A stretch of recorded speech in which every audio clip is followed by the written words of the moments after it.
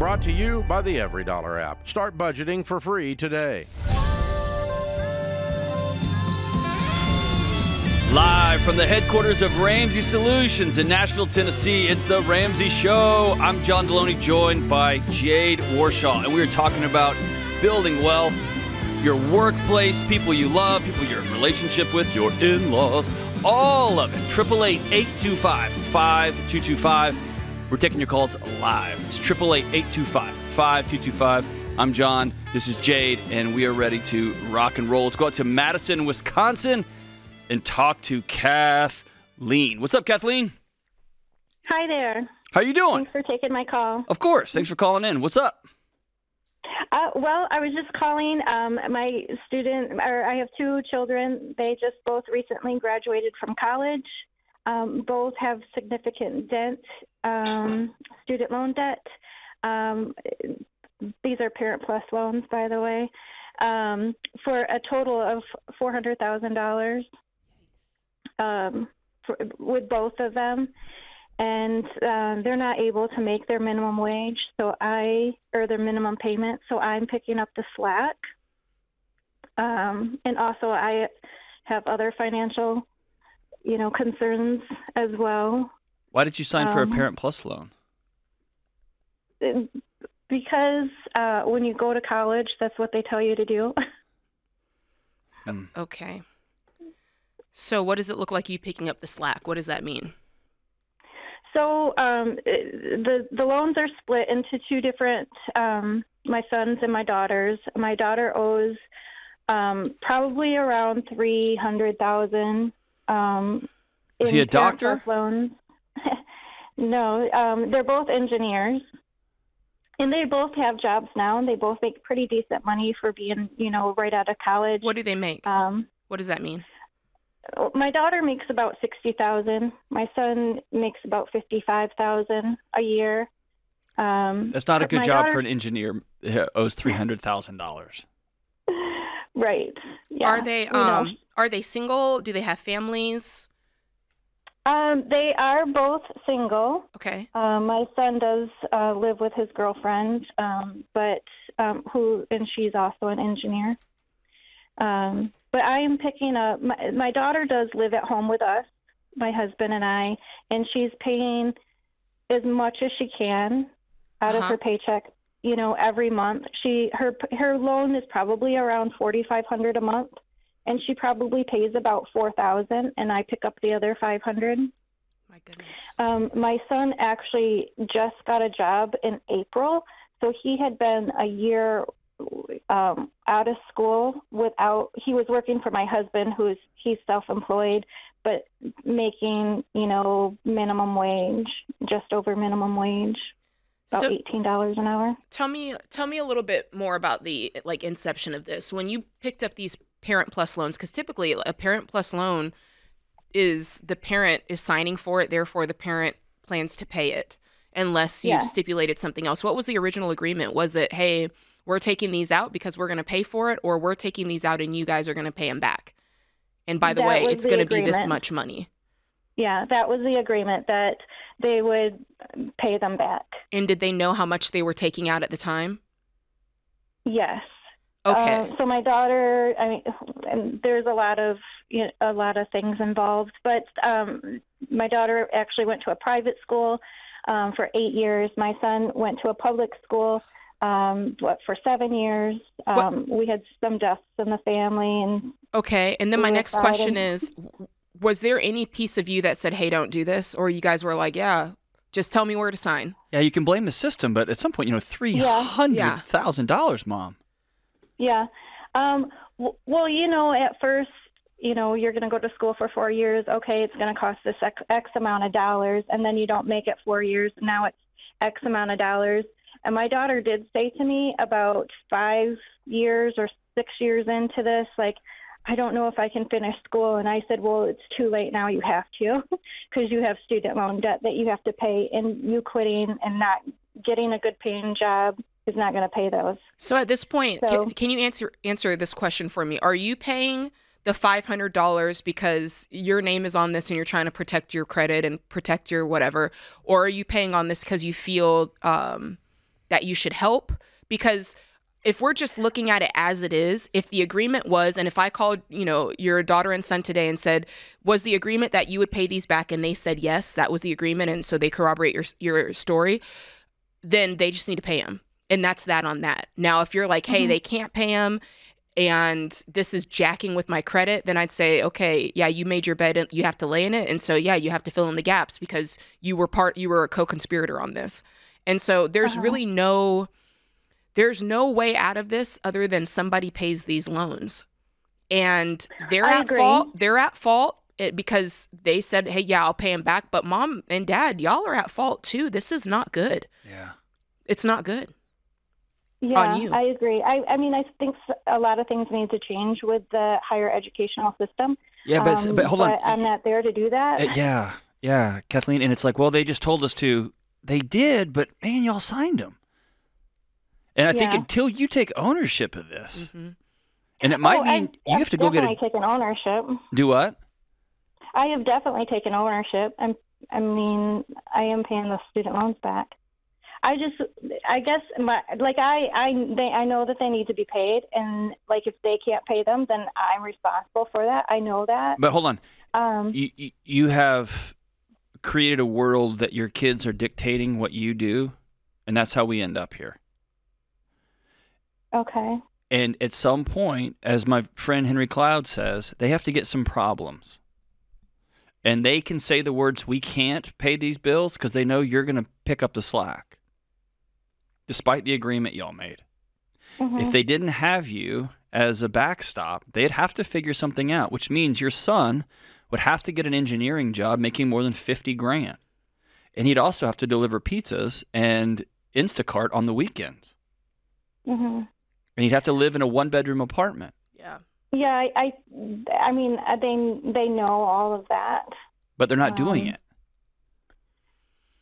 And you're picking up the slack. And they know that. And until you sit down with the conversation and say, okay, you got 2 more months, and then I'm not sending another penny. Y'all are on your own. And they're going to go, yeah, right. And then it happens. Until you hold that boundary, they're not going to, why would they, right? They haven't their whole life. I know a number of parents, when I was working at the university system, Jade, that would tell their kids, you got 4 years. Oh, yeah. That's all I'm paying. And if you need to go to year 5 and 6, it's on you.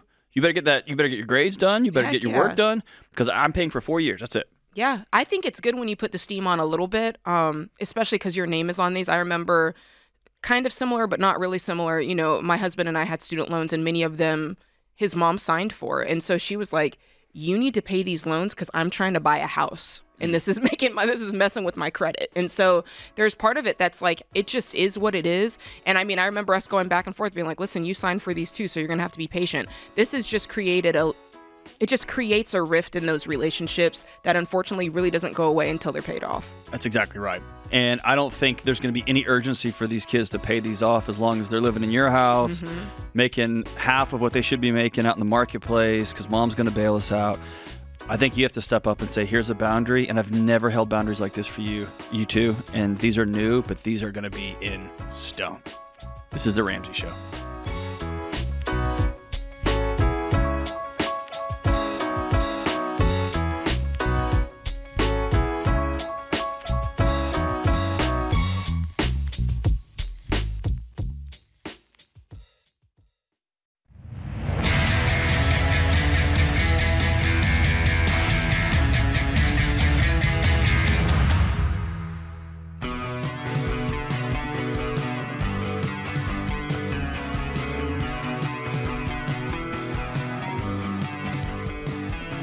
The Live Like No One Else cruise is back. This is not Rachel Cruise. This is what'd you say? That was the That's dude, we should have a sound effect company. We're amazing. Join Dave, me, Jade, and all the Ramsey personalities for 7 days in a boat. Ship, John. On a boat. I'm on a boat. I'm on a boat. 7 days at sea, March 22nd through the 29th, 2025. We're going to have special guests like Stephen Curtis Chapman, Manit Chauhan, Deanna Carter, and tons more. It's going to be straight chaos. For those of you who are baby step 4 and above, the ultimate debt-free celebration. So, John, we have like all of these special guests. I have one more just a really great reason for you to go on this cruise. Like if you're looking for entertainment, I've got that. What's that? I have the quintessential cruise story, but you can only hear about it directly from the camel's mouth if you come on this cruise. And it has to do, John, with a cruise that I once went on where everybody, guys, if you don't know, I used to work on cruises. I once went on a cruise where everybody there was nude. It was a nude charter. I didn't know it when I went to perform on the cruise. And so 2,500 people. 7 days at sea. Thank God it was 5 days. If you want to hear the craziest stories you've ever heard, let's chop it up at dinner time and I'll tell you. But you have to go on the cruise in order to hear it. I can also tell you this. When Jade tells the stories, her eyes, like her rods and cones have been burned out of her skull. It takes me away to that special place for sure. Listen, the VIP upgrades are already sold out. Everybody's going to be wearing clothes. That's right. Thank God. And it's not George Camel's mouth. It's actually Jade. No confusion there. Many of the cabin types are all sold out. If you're trying to get your pick of cabin, like one with an ocean view, you got to get your deposit in now. Mm-hmm. It's going to sell out. It always sells out. The last one sold out before the world shut down, and so we are slapping it up, flipping it, and reversing it. It is the Live Like No One Else cruise. It is back. Book your cabin at RamseySolutions.com/cruise. It's going to be kind of rad. It's going to be awesome. Turks and Caicos, St. Thomas, San Juan, the Bahamas. Everybody in the club's getting tipsy. It's going to be so good. All right, let's go out to New York, and talk to Dave. What's up, Dave? Hi, John. Hi, Jay. Thank you so much for taking my call. You got it, man. What's up? So I have a little bit of a work dilemma. I found out that I'm eligible for a voluntary severance package program, and I'm debating whether or not I should take it. Do you like your job? Well, I like my team, the job itself. I'm not really too interested in the field, although it's what I've been doing for most of my professional career. And in hindsight, it might not be a lot of money, but I'm currently debt-free, and I would feel pretty confident that I would be able to get another job if I were to stay in the same field. Why don't you do what you actually want to do? I guess that's part of it. Is I'm not too sure, what career I would want. I know that if I were to stay in the field, I currently work in tax. I'm an accountant. Okay. And so I'm debating whether or not I should take advantage of this program, even though I've only been with this company for a handful of years, and move on to something else, or if I should stick it out here. What would you have done if they never offered you the severance package? Would you be looking? Originally, when I took this job, I realistically didn't see myself staying for more than 5 or 6 years. Mm-hmm. To what? To what end? The end goal would eventually be to get a job and move and relocate out of state, or find something more But get remote. a job doing what? Right now, what I'm currently doing, and hopefully try to transition to something else once I have a better picture of what that is. Is there something financially that's on fire in your life that's making a bigger chunk of money look good to you? No, not particularly. I'm debt free. Okay. What is the severance package? So between the severance package, stock options, and unused PTO, before taxes, it would be around $33K. Okay. What do you make a year? Gross salary is $93,000. Okay, so they're paying you 4 months' salary, basically. Yeah. Here's my bigger concern. It sounds like you keep waiting for your life just to show up for you, and that's just not how it works. Because if you're going to quit this job and go work that you don't love the job, but you love your team, and they dangle a couple of months of salary in front of you, and you bail, but you're not bailing towards a different career that you actually want or management that you want or a different state than you want, but you're just going to go to another tax place in the same town. The only risk you have here is you're gambling $30-something thousand on having a team that's awful versus the known. And so if you were telling me this is going to be my break, I'm going to take 4 months and retool, I'm going to work really hard, we're going to give you Ken Coleman's Get Clear assessment. Like, what do I actually want to do? How is AI going to impact just basic tax work? Is this job going to be here in 5 years, right? You need to ask those questions and then get serious about taking steps towards what's next. If you think your company's going to close down around you in the next 6 months, then yeah, I would take the first exit off the ramp. If you have another job lined up and you're ready to rock and roll, I would take the first exit off. Take the 30 grand and run. But all you're telling me is, no, I don't really like this, but I'm just going to take their money and keep doing the same thing somewhere else. And I'm pretty sure I can get something else. You see what I'm saying? It just kind of feels like wet bread, just milquetoast, just to. And I just don't think that's a good path for anybody. Yeah. It's really I guess it's the unknown. That's the fear for if they're offering something like this now, then, do they anticipate layoffs or, terminations within the next year or two? And is this something that I should take advantage of right now? That's kind of where my mind was going, to be honest. I wanted you to ask more questions around this offer. And I think that's one of the things I would go back and do. If you have a leader, you said you like the people you work with, so hopefully you have a leader that you can trust and say, hey, tell me more about this. What's coming in the future? Is this you guys trying to take care of me now before things get worse? And just have a couple of candid conversations, because that'll tell you a lot as well, as opposed to kind of guessing and being afraid to ask. Will they be honest with you? Yes.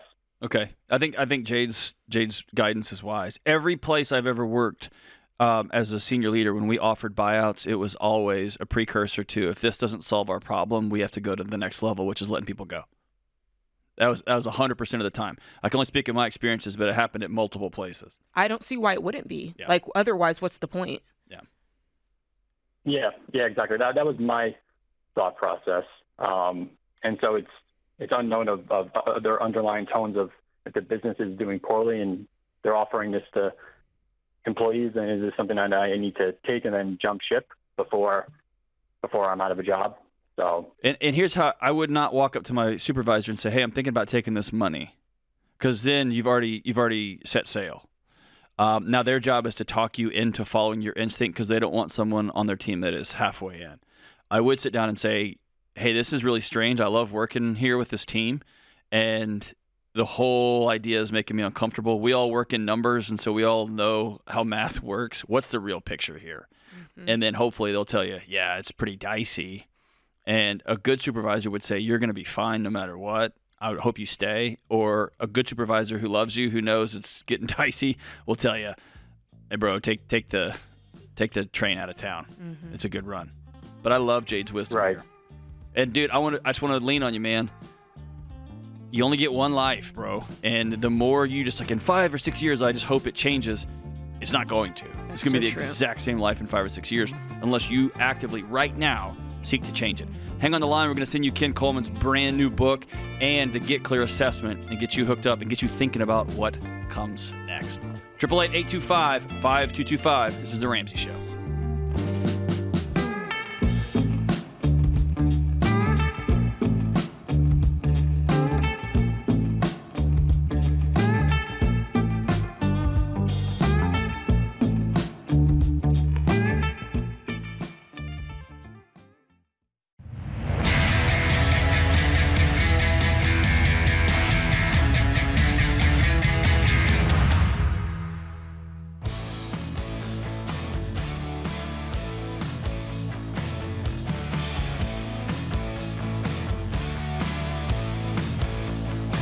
What up? I'm John. This is The Ramsey Show, joined by my good friend Jade Warshaw. We're taking your calls on money and life and work and relationships and your mental health, all of it. 888-825-5225. Let's go out to the SLC and talk to Will. What up, Will? How we doing? Hey, John. Hey, Jade. How we doing? We're doing all right, man. How about you? Well, I could be doing a little bit better, Just what happened? Trying to figure out where I go from here. What happened? So I run a business. We've been doing this for about 2 months now, and it's a distribution company. And so what we do is we distribute sod around all of the Salt Lake Valley. Cool. And yesterday, I got home from my morning deliveries. I parked the truck and went home to go get some lunch. And I get a call from one of the neighbors saying, "Are you on site?" And I say, "No." And they say, "Well, your truck's on fire." Oh, So I rush over there. I can see smoke from my apartment. Wow. So it was, and by the time I got there, the whole thing was just gone. Dude, Gotta change that oil, do you have bro. enemies? Do you have enemies out there? I don't know. I really don't know. Bro, hey, listen, So- I've seen this movie. It's a rival sod company. Yeah, probably what it is. It's game on in Salt Lake City, bro. Them. So what happens? anyway, the truck's on fire. Truck's on fire. I roll up, and cops and fire departments everywhere trying to put it out. Luckily, no one was hurt. Good. I keep thinking that this was probably the best place for it to happen. Like on the side of the road at my at my base of operations. No one was hurt, anything like that. Truck was fully insured, so we're good there. But Okay. So how can we help, Yeah. man? so Other than just being sad with you. So my question is, where do I go from here? I'm financially speaking. So, because I know this is going to. My assumption is that I assumed the truck was worth about $70,000. It was fully paid off. Okay, so it's worth I bought 70. it- What's the insurance but giving you? I assume it was worth 70. I bought it for 35. But I felt like it was a good deal at the time, and I know trucks that are worth. What's insurance much. giving you? I don't know yet. The adjuster talked to me this morning. We're just waiting on claims for the adjuster to come out, look at it, and determine what the value was on it. Okay. So they need to turn that around real quick and tell them that you have a business contingent on this truck, and then I'd go rent a truck for the time being. Yeah. So what I've been doing is I've been subcontracting out the truck. I still make a margin on the product itself, and so I've just been kind of in full truck shopping mode. But my question is, I guess fully on a more just level, I'm kind of looking at this as kind of a baptism by fire, I guess you could say, and kind of saying, how do I set the business up from here to succeed? Don't do anything stupid, and you're about to, so Yeah. don't. Yeah, I don't think it's almost like one thing doesn't have anything to do with the other. Exactly. The truck's on fire, insurance is going to come out. They're going to give you, if you said it was fully covered and you had the right coverage, you're going to get the money you need to replace it at value. And here's the thing. Let's pretend that they don't give you as much as you feel like they should have. Still only spend what they give you on the next truck. This is not an excuse to go into debt on the next one. You said that you got the other one at a crazy deal anyway, and really it was only worth you spent $35,000. So hopefully that's what they'll give you and you can spend that again. Well, and also you call it a great deal. Dude, it caught on fire. It wasn't that great of a deal, right? Yeah, fair enough. So it wasn't that great of a truck. So maybe spend 50 if they give you a check for 70. Spend 50 and put the other 20 in a bank account for your company. You though are about to go buy a $120,000 truck, aren't you? No. I am not in that mind. My mindset's always been frugal. I do not. Okay. Good. I don't like spending more than that my worth. So then what's I know the other part of the at- question when you're saying, how can I set my business up to succeed from here on out? Tell us where you don't feel like you are succeeding, and then we can help you out. Well, I guess the big thing is financially. I just want to know, how do I structure this business to succeed? So I'm fully out of debt. Okay. There's all I have is accounts payable and my lease, and that's about it. Okay, good. I just want to make sure that I'm on the right track. You are. You are. And I feel You just got hit in the mouth. so, That's it. And so, You're moving at the speed of Yeah. cash. The best possible thing that you can do is move at the speed of cash and not be tempted to do things. I'm going to put it like this. Do things to prove that you have a business. There you go. Which is buying things that you don't really need, buying a bunch of equipment or merchandise or office space that you truly don't need, hiring people before it's time just so you can be like, I've got employees. Like all that stuff. As long as you're moving at the right time and you're not doing anything for show, and you're moving at cash, I think for where you are and what you're doing, I think you're right on track. And just keeping good books. like making sure that you know your numbers. That's the best you can do. And let's flip this around. Let's say you were like most small business owners in America who's starting a business. You would owe $50,000. You would have bought an $85,000 truck that burned to the ground. They're going to write you a check for $40,000, and you'd owe $40,000. Yeah. So you can't see it because you just watched your truck, your livelihood burn up in front of you the other day. Jade and I are sitting here saying, you're doing this exactly right. You had a fully insured, paid-off truck just for this moment, so that if it catches on fire and explodes in the neighbor's driveway, you're just going to get a check for another one. You're going to go get another used truck and keep right on going. Yeah. You're doing it right. Okay. And maybe I just need a little bit of reassurance on that. No, you're good, man. You just watched something pretty traumatic. Your whole business felt like it burned up in front of you. I know. I think it's kind of ironic. I've been starting the story of Job for the last week, and this is kind of what happened. So, and we always tell people, when you start a business or you start trying to get on the same page with your partner with money, expect Murphy to show up. It's just going to test your boundary and see how honest and committed you are. Yeah. No, I totally agree. So by the way, I appreciate that. There's no chance they give you a $70,000 check. And here's what I want you to be careful. I knew that. That's why I'm over-evaluating. Okay, but here's what's going to happen. They're going to write you a check for $60,000, which is, what, $20,000 more than you paid for it, $30,000 more than you paid for it, and you're going to feel like they stole $10,000 from you, and it's going to leave a bad taste in your mouth. Just be very open-handed. What's the truck actually worth when it exploded? And then take that money and go buy yourself a cash truck. Okay. And then keep right on going. How's your business doing? Yeah, are you making money? You know what? I can't complain. I think within 2 months, we've grossed about $150,000 so far, and so as far as the small business goes, I can't complain. What'd you net? Think we're doing. Yeah, what are you netting? Net, I believe, as of right now, we're about 85. Okay. 85,000 or 8,500?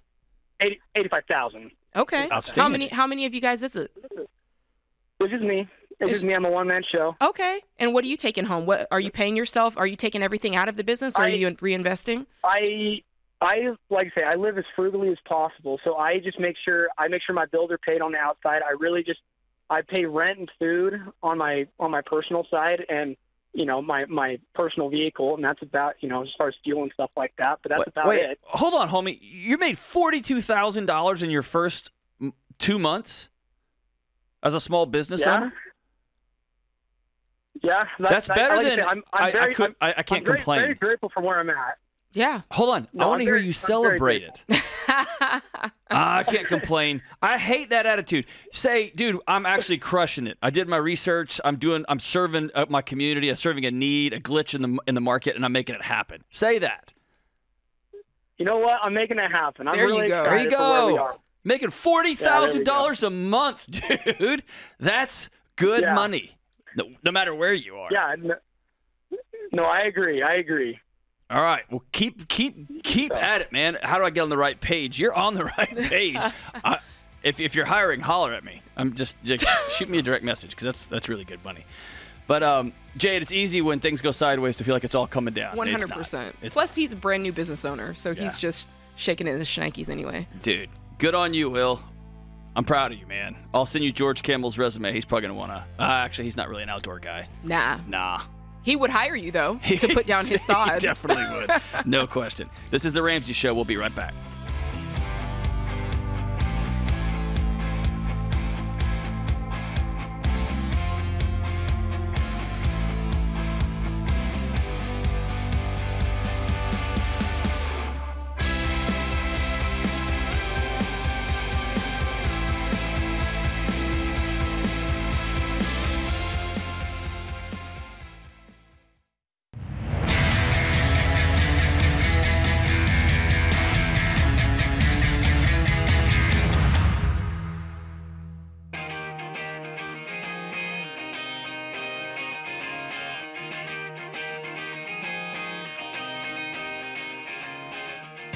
Hey, welcome back to The Ramsey Show.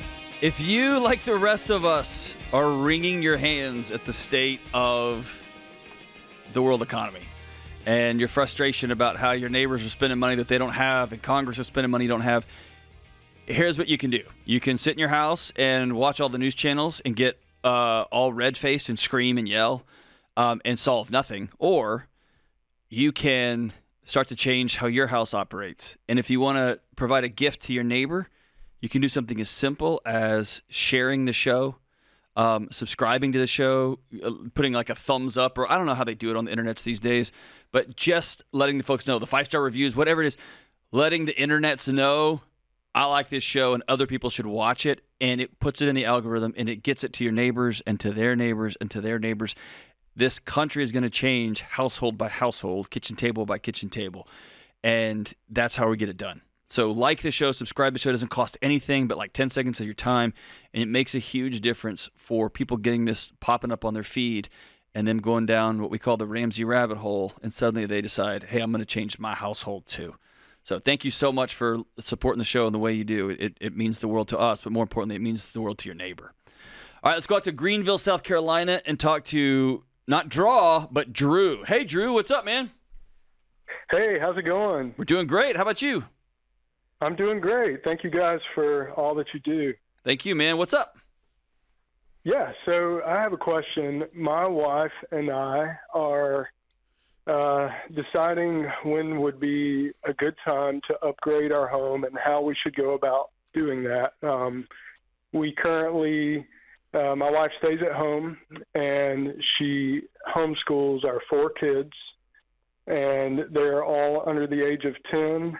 And so I'm the primary income. She does a little bit of work on the side to help supplement the income there. We do not have any debt. Good. We have the emergency fund that's fully funded, and we're so in that baby step 4, 5, 6 area. Okay. And what's your income? Trying to, our take home is around $130 a year, and so we're currently in a house, and our what's left on that mortgage is $229. Okay. And the house is probably worth about $285, somewhere in there. Okay. But our house is only about 12 to 1,300 square feet, and having 4 teenagers in a house that small does not really look attractive to us. So what are you trying to do to it? You mean I'd like to at some point sell it and move into a larger home within the next 2 to 3 years. Okay, so we're just moving up. We're not like doing additions or anything like that. I like it. Yeah, so we thought about an addition, but I'm just not sure it makes sense. It's an older house, and just not sure it would be the best fit for us. So you owe $285 on the current mortgage. Did I get that right? No, $229. $229 on the current mortgage. $285 is what it's worth. About $285. Got it. Yeah. Okay. And so how much are you trying to move up? Like, what are you trying to spend here? As we've been looking in the housing market, I'm thinking somewhere from $400 to $450 is probably where we need to be. Okay. And so is the plan that we're going to take the winnings from the sale of this house, which is not going to be an incredible amount after fees. Right. What do you think you'll take home after fees? Yeah, I'm hoping maybe around 35 to 40, but I really would like to do this in the next 2 to 3 years. So I'm I wanted to talk to you guys about how can I use the next 2 to 3 years to be able to make that gap greater between what the house is worth and what I owe. Obviously, I can pay it down, but what's the best path for me to be able to upgrade into a home in that price range we were talking about? I think it's twofold. I think that, yes, continue to make extra mortgage payments. You've got that margin there. And in that way, it's just a forced savings account, right? Which I kind of like that because it's different from piling up money in an HYSA, because then you think, oh, I've got this money here. You know what? We do need a new vehicle. You know what? We do need to take a trip to Europe. And so it's easy to kind of look at that money for other things. And so in this case, technically, you guys are on baby steps 4, 5, and 6. And so I would act in that way and put extra payments towards the mortgage and continue to do that. Now, if it did make you feel better to say, yeah, I'm also going to stack up some cash for a down payment, I'd probably do both of those things. And so that you've got both of those things there simultaneously. Yeah. Because I think you've got the margin to do that. And then, I mean, I think you know our rule of thumb. You'll know that you're ready when you can get this $400,000 house, when you're able to put the right down payment down that allows this to be no more than 25% of your take home all in. And that's including things like, you know, homeowners association fees. Yes. Okay. And the ideal mortgage is a 15 year. What are you in now? Currently, we're in a 30-year, and definitely not ideal. We kind of just came into baby steps 4, 5, 6, so we want to start throwing money at the mortgage. Mm-hmm. But and we don't have a great rate. We had to move at a time when it wasn't ideal. But so we're hoping maybe in the future to be able to refinance, or maybe if we buy an upgrade, that if we when we move into a 15-year mortgage, that the rates will be lower. Here's what I want to challenge you on. And this is just, you know, take it or leave it. The whole point is to be debt free. That's the point, is to be free to live in a home that you pay for. And I do worry about, I mean, you guys make a good income right now. You know, you owe $229. That's not crazy. I would hate for you to refinance into, I would hate that you go into more mortgage for a longer term. Because so many people say, oh, I'll get the 30-year and pay it like the 15, or I'll get the 30-year and then when I'm ready, I'll refinance. But life's, and the next thing we know, something else kind of takes that priority or takes that place. And that's the only thing that I would caution you against. On there truly is a piece of this where you may not be ready to upgrade simply because of that alone. Yeah. Because of that's good. You know what I mean? So weigh that out with your wife, because the affordability part does include the style of the loan, you know? Right. Yeah. And I mean, it may just take a couple more years of me having a lot of kids in a small house. But, You'll get to know each other real well. Well, and Drew, you sound a lot like me, so I don't want to project my experience onto you, but you've got a lot of different ideas all happening at the same time. Yeah, I think I'm going to refit. What if we just put an apartment on top of this garage, and I'm also going to spend my spare minutes scrolling the housing market in town, and I'm going to spend a little bit of time being frantic about our rate. I'm also going to be a little like, what if we just? I'm going to look up high yields. Yeah, you're reading me like a book there. Okay, so that's me, and here's what we do. We're like the running back who just runs east to west, side to side, 100 yards, but we only make 3 yards down the field. We don't go anywhere. And we make our wives tired. We make our kids exhausted. So here's what I would love you and your wife to sit down. And this is the only way my wife and I have been able to find peace in these type of journeys. Let's have a number we're going to have saved up before we move, period. Okay. And if you decide, all right, I'm going to buy a $400,000 house, I'm going to get $80,000 down payment, I'm going to have no PMI, like, what do we have to do to get $80,000? We're going to sell this house. We're going to hopefully get 40 for it. That means I got to make $40,000 in cash in an account. Ready, go. Yeah. And now we're not looking at other things. We're not spinning our wheels. We are like, our whole house is focused on getting this number in that account, and then it's going to trigger the next move. Now we're going to go buy a house. Yeah. You see what I'm saying? No, that's great. Yeah, I think and I would just offer this to you guys too. My wife and I have been using Every Dollar now for 4 to 5 months, and it has completely changed how we communicate, completely changed how we budget, and we're like, I mean, it's like a competition every morning. Who can drop the expenditures into the bucket, and who's, is anything in red? Wow, we love to hear that. Dude, that's amazing, man. That's amazing. We love it. We couldn't even pay for that kind of commercial. Thank you, Drew. Thanks to you, America. This is The Ramsey Show. We'll be back.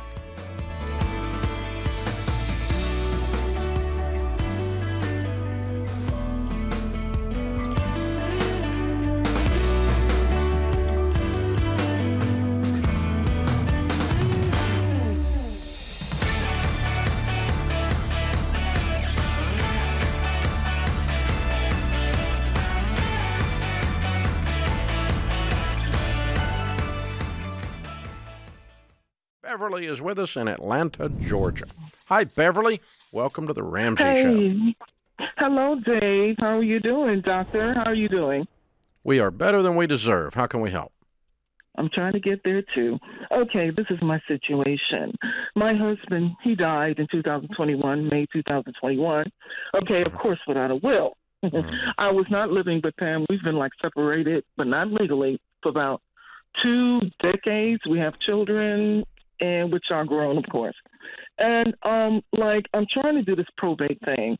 My problem is that I have to hire a probate attorney because what he did own a house. Okay, the house has a tax value of $170, which I think is still on a house because he didn't take care of it. And the problem I'm having with probate is because he didn't file taxes with me within the last 2 years, 1 or 2 years. I have difficulty proving that we never got a divorce because in Philadelphia, the rules state that that you have to do the taxes, if you because they cannot tell there's no divorce record. Do you understand where I'm going with it? They can't prove that you were married at the time. So I'm having to go through this court thing. Wait a minute. Yeah, that sounds backwards. Wait. He lived in Philadelphia? And I live in Atlanta. Okay. And you've been separated for 10 years. That's weird. Well, more than 10, really. That's whacked. Okay, so why do you think you get the house? Because you basically were divorced. Well, we're divorced or legally I understand, but why do you think you get the house morally? You've been gone, girl. Why? Really? I mean, what's the law with that? I mean... I wasn't asking about the law. I was asking about what's right. You weren't married for the last 10 years plus. 20 years, yeah. 20 years. In a very real way. I mean, technically you are because you guys are weird. But you said you've been doing your taxes together up until 2 years ago? We have not been doing our taxes together, but I have been receiving. See, we're both veterans, right? I'm a disabled veteran. I have been receiving veteran and Social Security pension through him and me because I served also. But I've received, through him all these years until the day he died. Yeah. And I guess whatever widows, because you're still technically married, you get that, and the Veterans Administration probably isn't looking into it. But when you went to probate court, the people in Philadelphia went, you kind of need to show us you're not divorced. And 2 years of tax returns would do that. Obviously, the law in Pennsylvania is not that if people don't file married filing jointly for 2 whole years that they are automatically divorced under Pennsylvania law. That is not the case. So something else is going on here when you went into probate court. I know. Like somebody's fighting you, like one of the kids says you shouldn't get this house? No, the kids are, backing me up, which I could do, okay, have one of the children go up there, but we did take a trip up there, but this paperwork was wrong, and I'm just, tired of, spending my money. What's the house worth, actually, if you were to put it on the market with a real estate agent? That's another thing too. The tax value of the house is $170, right? But it's in poor shape. What would the house sell for if you put it on with a real estate agent? A real estate agent, I might get $170 for it, with the tax value of it. Okay, so if you could sell it for $170, because you're not moving to Philadelphia, that's what you're going to do with it. Then what's owed against it? Oh, it's about $17,000 in back taxes. That's all. Which I am paying. Yeah, which I am paying. He had a payment. He had no mortgage. No, he had no mortgage. No. Okay. What do you make? What do I make? I make through my VA Social Security. I get $4,800. And how old are you? Oh, I am 63. Okay. Here's what I would do. I'm the same age as you. Okay, getting ready to be. I'm 62. If I woke up in your shoes, which I can't imagine, but if I did, because I got to tell you, if I lived sharing for 20 years, one of us would be dead. But yeah. But anyway, but if I woke up in your shoes, what would I do? I would hire to get a $170,000 asset as the wife of a dead guy, the legal wife of a dead guy. No divorce occurred. And there's no one arguing about this. No one's anything. We just need to get the house deeded to you so you can sell it. You need a judge's order from probate court to be able to sell the house. I would just hire a probate attorney. That's what I did. I mentioned that. And they said you just can't do it. It's impossible. No, he didn't say he didn't do it. I just want to make sure that I'm doing this because I love the way, if somebody's doing something stupidly, I love the way you tell them, hey, you're being a fool. Okay, so no, you're not being a fool. If you hired an attorney to work you through this very complicated and unusual situation, you're not being a fool at all in that regard. No. And because you need to get a judge's order in probate court to be able to give to the title company so they can issue a title, because the guy that's on the title is not here to sign it. And so you have a ruling from the judge that allows the title company to write title insurance, and the judge is going to say, oh, okay, this lady's they were separated forever, but they never got a divorce, and there's no Pennsylvania law that makes you instantly divorced, and so we're going to issue a ruling that says this house is to be sold, and Miss Beverly from Atlanta can sign the deed. And I heard you mention that you had to protect your children. If they give you grief over it, you can tell them, no, he left, or I left to keep us safe, and we just never got around to the divorce. You are going to have to explain that at some point, why you didn't never file on him. Protect them from what? Whether she just mentioned that, whether he was abusive or he wasn't safe to be around. Is that why she said she left? I missed that. Yeah. Oh, okay. Yeah.